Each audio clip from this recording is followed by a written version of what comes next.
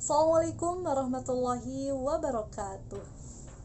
Yaitu kepada Bapak Ceceng Salamuddin MAG selaku dosen pembimbing mata kuliah serta teman sejawat PAIB 6 yang berbahagia. Pertama-tama marilah kita panjatkan kehadirat Allah Subhanahu wa taala atas rahmat berupa kesehatan kepada kita semua, dan tak lupa sholawat serta salam semoga tetap tercurah limpahkan kepada Rasulullah SAW. Topik yang akan kita bicarakan mengenai Islam dan pengembangan inovasi kurikulum. Saya Alika Fatihah Nur Akbari selaku moderator yang akan membimbing jalannya diskusi kali ini. Sebelumnya saya akan memperkenalkan anggota kelompok, diantaranya Iis Isnaini, Kiki Abdul Razak, dan Kang Maden. Rangkaian acara yang akan kita lewati antara lain pembukaan, penyajian materi, sesi tanya jawab, penutup, dan yang kelima masukan dari dosen pembimbing. Acara yang pertama adalah pembukaan. Mari kita mengucapkan basmalah bersama-sama. Bismillahirrahmanirrahim. Selanjutnya adalah penyajian materi.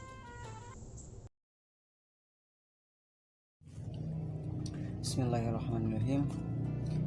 Untuk sebagian orang Islam, kata perkembangan atau inovasi dalam beragama itu dianggapnya sesat, berdosa, atau kesannya itu negatif ya. Tapi untuk sebagian lainnya, istilah pengembangan atau inovasi dalam beragama itu dianggap sebuah kewajiban, sebuah keharusan bagi kita untuk melaksanakannya. Nah, di sini saya akan membahas tentang istilah-istilah pengembangan dan inovasi dalam kosakata bahasa Arab atau yang sering kita dengar dalam Islam. Yang pertama ada tajdid. Tajdid merupakan proses aktif dan kreatif untuk menyelesaikan masalah yang konkret dan realistis, masalah-masalah yang nyata yang benar-benar ada. Dan tajdid merupakan wujud tanggung jawab kesalahan dan kehilafahan.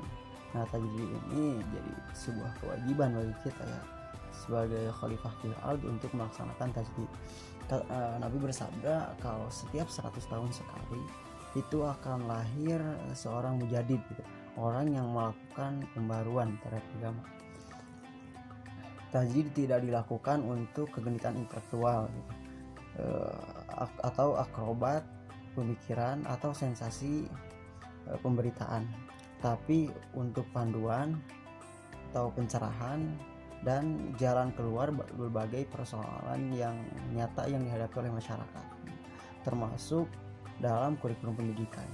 Nah, kurikulum itu kan ada sebagian prinsipnya itu prinsip relevansi.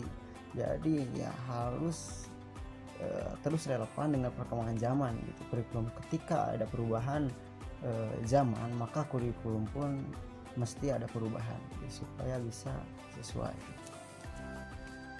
Yang istilah yang kedua adalah ijtihad.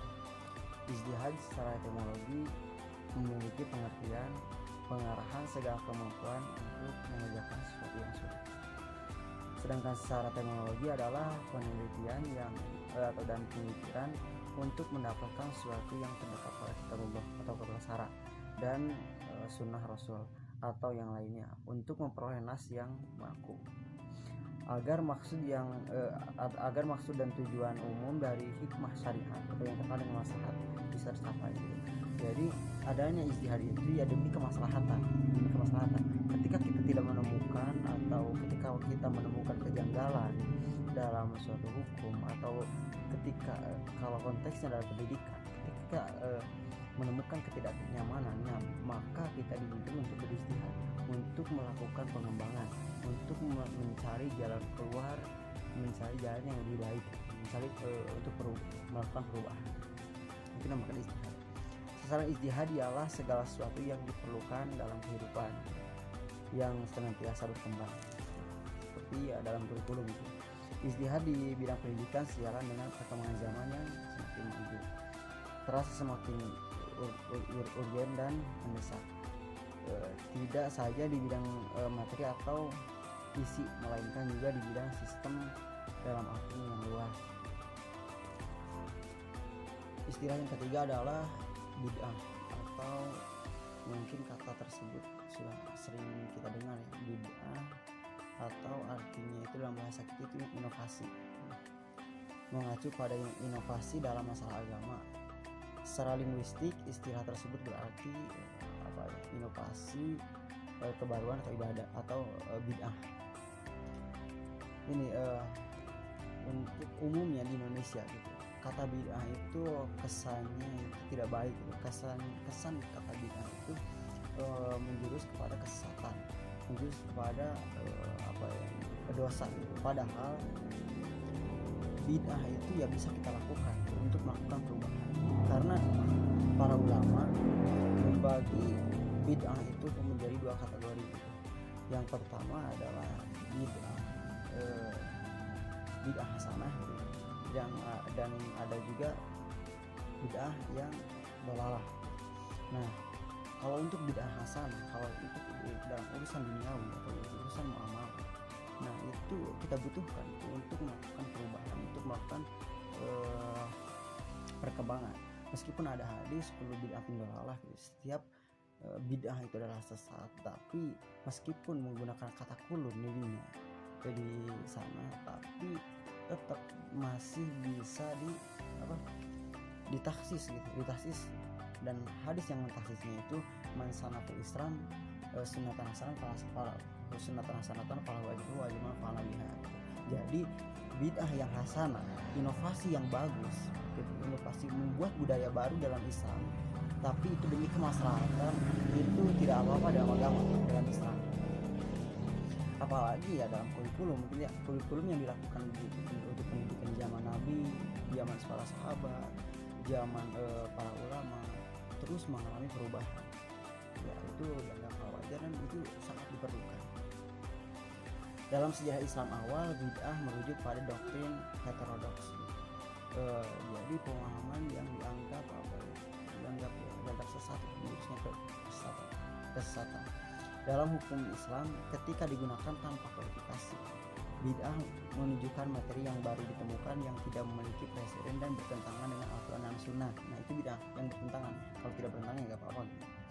Para ulama umumnya membagi bid'ah menjadi dua jenis, inovasi dalam hal duniawi dan inovasi dalam hal masalah agama. Nah kalau bid'ah seperti sholat maghrib menjadi 4 rakaat, nah itu berlawanan, itu tidak bisa kita lakukan, itu sesat gitu. Tapi kalau dalam urusan duniawi itu gak apa-apa kita lakukan. Selanjutnya, kedudukan kurikulum PAI dalam pendidikan Islam. Kurikulum PAI memiliki kedudukan sangat penting untuk membentuk kepribadian seseorang. Dalam kenyataannya, guru PAI sebagai pelaksana kurikulum masih belum memahami hakikat kurikulum. Masih banyak pendidik PAI yang menyusun silabus dan RPP sebagai bagian dari kurikulum hanya untuk administrasi. Dengan memahami kurikulum, para pendidik dapat memilih dan menentukan tujuan pembelajaran, metode, teknik, media pengajaran, dan alat evaluasi pengajaran yang sesuai dan tepat. Untuk itu, dalam melakukan kajian terhadap keberhasilan sistem pendidikan ditentukan oleh tujuan yang realistis, dapat diterima oleh semua pihak, sarana dan organisasi yang baik, intensitas pekerjaan yang realistis tinggi, dan kurikulum yang tepat guna. Oleh karena itu, sudah sewajarnya para pendidik dan tenaga pendidikan bidang pendidikan Islam memahami kurikulum serta berusaha mengembangkannya. Komponen kurikulum dalam pendidikan sangat berarti karena merupakan operasionalisasi tujuan yang diciptakan, bahwa tujuan tidak akan tercapai tanpa keterlibatan kurikulum pendidikan. Baik teman-teman, saya akan melanjutkan presentasi yang selanjutnya, itu adalah tentang tafsir dan hadis tarbawi yang berkenaan dengan pengembangan dan inovasi kurikulum pendidikan agama Islam. Ditinjau dari segi kurikulum, sebenarnya firman Allah itu merupakan bahan pokok pendidikan yang mencakup seluruh ilmu pengetahuan yang dibutuhkan oleh manusia. Bahkan keseluruhan wahyu yang diturunkan oleh Allah itu diberi nama Al-Quran, masdar dari kata qara'a yaqra'u qira'atan wa qur'anan, yang berarti bacaan atau yang dibaca. Nah, Quran inilah yang menjadi sumber perubahan peradaban. Al-Quran dianggap sebagai asas daripada teori pendidikan Islam. Pada prinsip-prinsip, Al-Quran merupakan bagian yang tidak dapat dipisahkan, yang memadukan antara mata pelajaran yang membentuk sebuah kurikulum. Kurikulum pendidikan Islam lebih mengutamakan aspek agama dan kebahagiaan hidup yang seimbang antara dunia dan akhirat. Sebagaimana firman Allah Subhanahu wa taala, A'udzu billahi minasyaitonir rajim, wabtaghi fima atakallahu darul akhirah wa la tansa nasibaka minad dunya wa ahsin kama ahsanallahu ilaik wa la tabghil fasada fil ard innallaha la yuhibbul mufsidin. Shadaqallahul azim. Dan carilah pahala negeri akhirat dengan apa yang telah dinagerahkan Allah Subhanahu wa taala kepadamu. Tetapi janganlah kamu lupakan bagianmu di dunia dan berbuat baliklah kepada orang lain sebagaimana Allah telah berbuat baik kepadamu. Dan janganlah kamu berbuat kerusakan di bumi, sungguh Allah tidak menyukai orang yang berbuat kerusakan. Quran surat Al-Qasas ayat 77. Teman-teman semuanya, dalam ayat ini menurut pandangan Quraisy Shihab ada beberapa catatan penting yang perlu digarisbawahi agar kita tidak terjerumus dalam kekeliruan. Yang pertama, dalam pandangan Islam, hidup dunia dan akhirat merupakan satu kesatuan yang tidak dapat dipisahkan. Dunia adalah tempat untuk menanam, akhirat adalah tempat untuk menuai. Apa yang Anda tanam di sini akan diperoleh buahnya di sana. Islam tidak mengenal istilah amal dunia dan amal akhirat itu dipisahkan. Yang kedua, ayat di atas menggarisbawahi pentingnya mengarahkan pandangan kita kepada akhirat sebagai tujuan dan dunia sebagai sarana untuk mencapai tujuan. Ini terlihat dengan jelas dengan firman-Nya yang memerintahkan menempuh sungguhan kebahagiaan dunia, kebahagiaan akhirat. Ayat di atas juga menggunakan redaksi yang bersifat aktif ketika berbicara tentang kebahagiaan akhirat.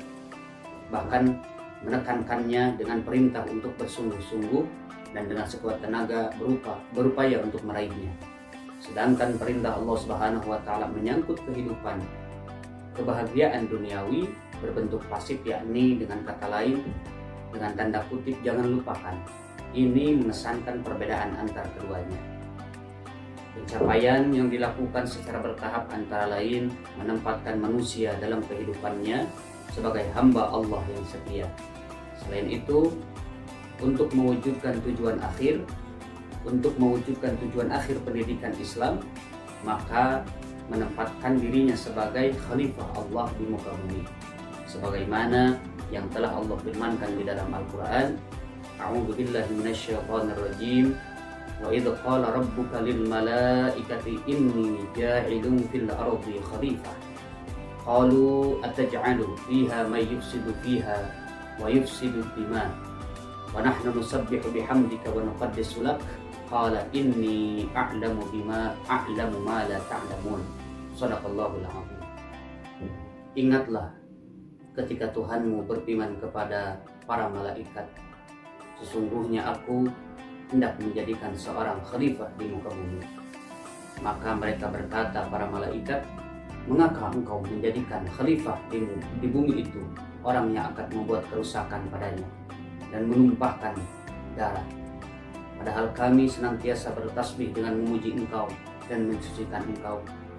Maka Tuhan berfirman, sesungguhnya aku mengetahui apa yang tidak kamu ketahui.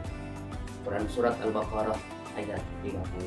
Teman-teman, terus bagaimana pandangan Islam terhadap pentingnya pengembangan dan inovasi kurikulum? Maka dalam pendidikan, kurikulum ialah jalan terang yang dilalui pendidik dan anak didik untuk mengembangkan pengetahuan, untuk mengembangkan keterampilan dan sikap anak didik tersebut. Kurikulum pendidikan Islam harus dimulai dari penyusunan atau perumusan tujuan pendidikan menurut Islam itu sendiri. Tujuan pendidikan menurut Islam ialah terwujudnya muslim yang kafah, yaitu muslim yang jasmaninya sehat serta kuat. Yang kedua, akalnya cerdas serta pandai. Yang ketiga, hatinya dipenuhi iman kepada Allah Subhanahu wa taala. tujuan pendidikan di segala tingkatan dan jenis pendidikan berintik kepada iman. Maka seluruh mata pelajaran dan kegiatan belajar haruslah bertolak dari menuju kepada keimanan kepada Allah Subhanahu wa taala. Dengan cara begitu, maka kesatuan pengalaman siswa akan terbentuk. Dan kesatuan pengalaman itu dikendalikan oleh otoritas Allah Subhanahu wa taala. Dalam keadaan seperti itu, manusia akan mampu menempati posisinya sebagai khalifah Allah yang memiliki otoritas tak terbatas dalam mengatur alam ini. Jadi, inti kurikulum adalah kehendak Allah. Dengan ini maka kesatuan pengetahuan dan pengalaman akan berpusat kepada Allah Subhanahu wa taala. Pengaturan kehidupan akan sesuai dengan kehendak Allah Subhanahu wa taala. Baik, untuk poin yang selanjutnya saya persilahkan kepada teman saya. Pandangan Islam terhadap peluang dan tantangan pengembangan dan inovasi kurikulum PAI.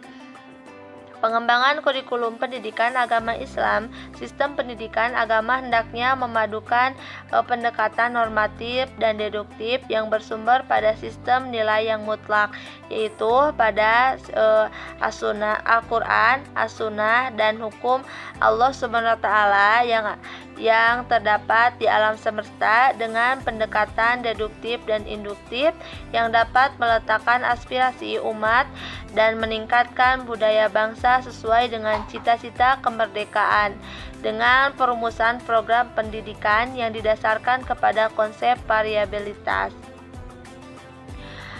Ketiga, tipologi lembaga pendidikan yaitu akhirnya merupakan kepentingan-kepentingan yang kurang terpadu dalam suatu sistem pendidikan Islam, sedangkan hasilnya didasarkan tidak memenuhi tujuan. Untuk itu, secara struktural sangat diperlukan adanya organisasi, jarul dan jenjang pendidikan Islam yang mewajahi kurang-kurangnya 3 macam tipologi.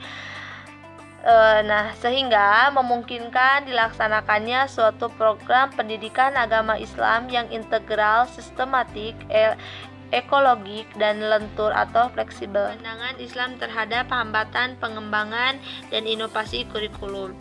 Hambatan-hambatan pengembangan kurikulum pendidikan agama Islam. Dalam pengembangan kurikulum pastinya terdapat beberapa hambatan, yaitu hambatan yang pertama yaitu terletak pada guru.